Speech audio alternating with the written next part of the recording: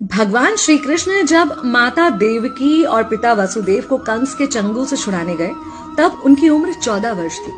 उनकी माता ने उनसे पूछा कि बेटा तुम तो भगवान हो, तो तुम हमें पहले ही कंस के चंगुल से छुड़ा सकते थे, इतनी देर क्यों कर दी? तो कृष्ण जी ने कहा, माता क्या पिछले जन्म में आपने मुझे 14 वर्ष का वनवास नहीं दिया था? माता हैरान रह गई, बोली ये क्या कह रहे हैं आप?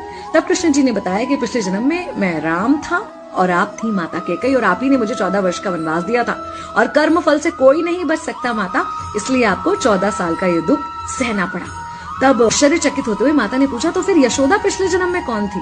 कृष्ण जी ने बताया, वो थी माता कौशल्या, जो 14 साल तक अपने पुत्र से अलग रही थी। उन्होंने उस दुख को सहा था, इसलिए इस जन्म में 14 साल मैं उनके पास रहा और मेरे साथ रहने का माता और पुत्र के प्रेम का सुख उन्हें मिला।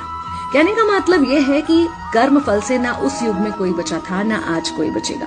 खुद भगवान भी कर्म फल से नहीं बच सकते, इसलिए अपने हर एक कर्म को बहुत सोच समझ कर कीजिए, क्योंकि जिसके भी खिलाफ आप कुछ गलत कर रहे हैं उससे आपकी शत्रुता कुछ समय या शायद एक जन्म की है, लेकिन उसके साथ कुछ गलत करके आप अपने कई जन्म बिगाड़ सकते हैं।